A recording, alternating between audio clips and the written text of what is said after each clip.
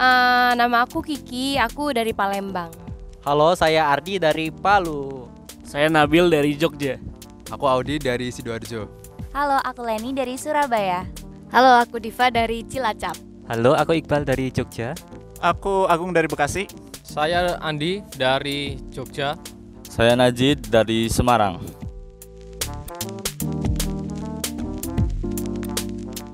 Kalau di Palembang sendiri sih masalahnya cuma di bagian seberang ulu ya. Jadi Palembang dibagi dua, ada Ilir dan Ulu. Bagian Ulu tuh tergolong kumuh karena banyak warga yang tinggal di tepian sungai. Tapi terlepas dari itu emang budayanya begitu dari dulu. Cuma yang jadi masalah tuh palingan sampah-sampah yang terus menumpuk di Palembang itu. Oke, kalau masalah masalah di kota aku di Palu itu sebenarnya karena berpotensi rawan gempa ya. Jadi salah satu agenda anak muda yang terus selalu digaungkan itu adalah bagaimana ingin membangun namanya green seat belt atau sabuk pengaman hijau untuk bagaimana memitigasi abrasi pantai dan kemudian memecah ombak agar tidak banyak korban yang berhamburan ketika misalnya terjadi tsunami. Itu aja sih mungkin masalah yang akan terjadi gitu.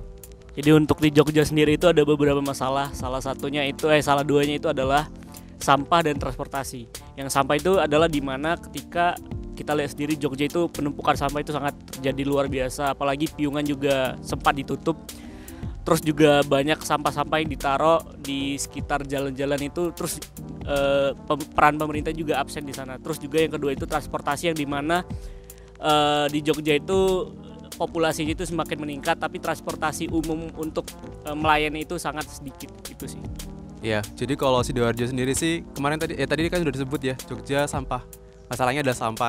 Soalnya Sidoarjo itu juga 11-12 lah sama Jogja yang TPS Piungan tuh udah numpuk. Sama Bali yang kemarin kebakaran TPS-nya, sama Bandung yang juga kebakaran. Cuma bedanya Sidoarjo belum kebakaran gitu aja sih. Dan masih nyampurnya tuh dia ke sungai, jadi ke arah hilirnya gitu ya. Mungkin kalau yang kepikiran sih untuk gimana caranya kita bisa menyelesaikan permasalahan sampah ini adalah kita stop dari masyarakat sendiri. Jadi mungkin bikin di kampung itu ada semacam tempat TPS yang terpisah-pisah. Di situ dia bisa mengelola sampah sehingga masing-masing kampungnya itu bisa zero waste gitu tanpa harus pergi ke tempat yang pusat. Nanti bisa di scalable lah mungkin ke depannya. Oke, kalau permasalahan isu tentang lingkungan di Surabaya nggak jauh berbeda dengan teman-teman yang lain, yaitu terkait sampah. Tapi concernku di sini adalah terkait sampah organik, di mana dari 2021 sampai 2023 itu di Surabaya mengalami kenaikan seperti itu. Oke, kalau dari aku isunya mungkin itu karena di daerah aku itu dataran rendah, di situ tuh sering terjadi banjir, bahkan langganan banjir jika terjadi hujan seperti itu. Dan mungkin kalau diteliti itu mungkin salah satunya masalahnya juga dari sampah yang ada di daerah sungai gitu, karena sebenarnya rumahku itu juga dekat dengan sungai gitu. Jadi sebenarnya yang pengen aku atasi adalah bagaimana cara menanggulangi biar daerahku itu tidak terkena banjir setiap tahunnya gitu. Kalau di Jogja mungkin seperti di kota kebanyakan, yaitu kita punya pemukiman penduduk yang padat, dan juga karena ada pemukiman itu yang padat, otomatis aksesnya itu hanya berupa ganggang, dimana kalau misalkan kita berjalan kaki saja itu bisa saja tidak aman karena mungkin akan ketabrak dan seterusnya. Nah, kalau ide dari kami pribadi adalah bagaimana kita membuat gang itu lebih atraktif dan aman dengan menggunakan media chat. Artinya kita menggunakan media chat itu untuk memberikan semacam signage seperti awas banyak anak-anak, atau mungkin hati-hati tikungan dan seterusnya. Kurang lebih seperti itu. Untuk masalah ya di Bekasi itu masih sering terjadi banjir, terutama 5 tahun sekali ya, banjir 5 tahunan. Nah, yang terbayang dari kami untuk solusinya adalah perencanaan partisipatif tentunya, dan pembentukan kelompok-kelompok yang siap tanggap bencana agar masyarakat lebih resilient. Kalau aku kalau di Jogja untuk saat ini kemungkinan ini tentang sampah ya. Nah, kalau peran pemerintah itu tentang sampah itu seperti apa, dan peran warganya itu seperti apa kayak gitu. Dan kemungkinan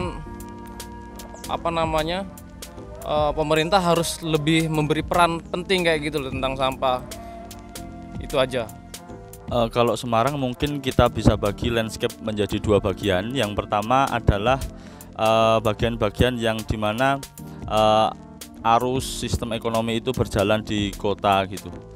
Memang sejak dulu pun, sejak New Haven Canal zaman Belanda pun sungai-sungai yang dibuat oleh Belanda atau kanal-kanal itu memang sampai saat ini belum ada upgrade, karena memang ya saya lihat kondisinya memang air itu menjadi sangat hitam dan berbau gitu, dan itu kan pasti banyak menimbulkan permasalahan ekologis yang merambat ke sebelah-sebelahnya.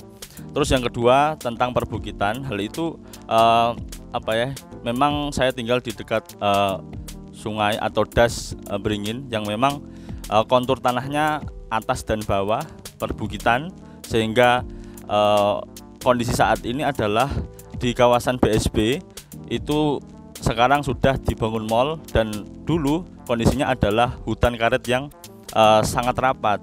Ketika itu ditebang dan dialih fungsi lahan menjadi perumahan dan mall, hasilnya yang daerah Mangkang yang bawah itu pasti air itu meluap gitu, baik itu intensitas hujan rendah maupun tinggi. Mungkin kalau Semarang seperti itu.